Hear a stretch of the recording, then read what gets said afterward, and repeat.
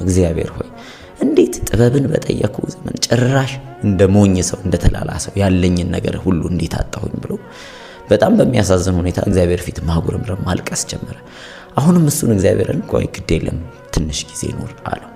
ከዛ በዛ ሁኔታ ውስጥ መኖር ጀመረ። የሚገርመው ነገር ግን ከጊዜያቶች በኋላ ነገሮች መለወጥ ጀመሩ።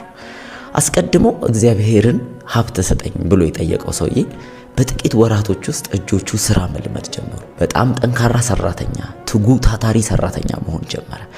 ታዲያ ከጊዜ በኋላ ያንን ስራውን እያሳደገ በቦታው ላይ እየተባረከ እግዚአብሔር እየባረከው የእጆቹ ስራ እየተባረኩ መጡና ትልቅ ቢዝነስ የራሱን ከፍቶ ማስተዳደር ጀመረ።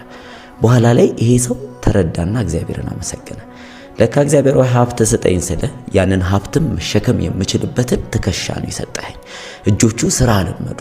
አያችሁ አንዳንድ ጊዜ እግዚአብሔር ስራ ይሰጣቸዋል ሀብት ስጠን ስትሉት። ምክንያቱም ያንን ሀብት ማቆየት የምትችሉበት አቅም ምንም ነገር መገንባት የምትችሉት ማንም ሊያፈርስባችሁ የማይችለው እናንተ ውስጥ መመረት ሲችል ነው። አለበለዚያ ግን የመጣው ሀብት በብዙ ሀብት ጠፊዎች ሊጠፋ ስለሚችል ነው። ሁለተኛው ደግሞ የሚገርማችሁ ሰላም የጠየቀው ሰው ነበረ።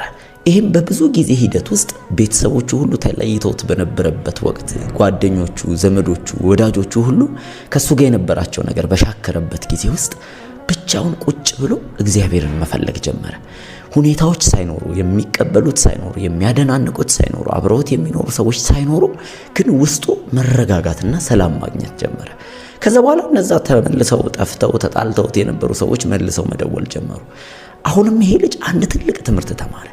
ለካ እውነተኛ ሰላም ማለት ሰዎች አጠገባችን ኖረው ሁኔታ መልካም ሲሆን፣ አከራዮቻችን ሳይጣሉን ሲቀሩ፣ በዙሪያችን ያሉ ሁሉ ነገሮች የተስተካከሉ ሲሆኑ ሳይሆን ሁሉ ነገር ተበታትነው ሁሉ ነገር ተጣመው ተንዛመው የሚያደናንቁን ሰዎች ሳይኖሩ በአጠገባችን ያሉ ሰዎች የሚጣሉን እንኳን በሆነበት ጊዜ ወቅት እኛ የራሳችንን ሰላም ማስጠበቅ ከቻለን ከእግዚአብሔር ጋር ያለን ሰላም ከውስጥ የሚመነጭ ከሆነ ያኔ ሰው ቢመጣም ቢሄድም ነገር ቢበላሽም ባይበላሽም እውነተኛ ሰላም ማግኘት እንደሚችል ተማረ። ከዛ በኋላ ላይ እግዚአብሔርን አመሰገነ። እግዚአብሔር ወይ አመሰግናለሁ፣ ለካ እውነተኛ ሰላም ልትሰጠኝ ፈልገህ ነው አጠገቤ አርቲፊሻል የሚመስሉ ሰላሞችን ስትወስድ የነበረው ብሎ አምላኩን አመሰገነ።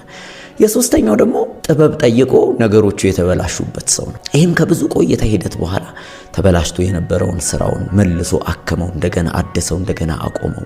ዙሪያው ላይ ያሉ የተበታተኑ ነገሮችን እንደገና መልሶ ቅርጽ ማስያዝ ቻለ። በኋላ ላይ ታዲያ ቁጭ ብሎ ሲያስተውለው ጥበብ ማለት ለካ አንድ ነገርን መገንባት ብቻ ሳይሆን አንድ ነገር ሊፈርስ የሚችልበትን መንገዶች ማወቅ መቻል ነው። ታዲያ ይሄ ሰውዬ እነዚህ ነገሮቹ ባይበላሹ ኖሮ መቼም ቢሆን አንድ ነገር እንዴት ሊበላሽ እንደሚችል አያውቅም ነበር።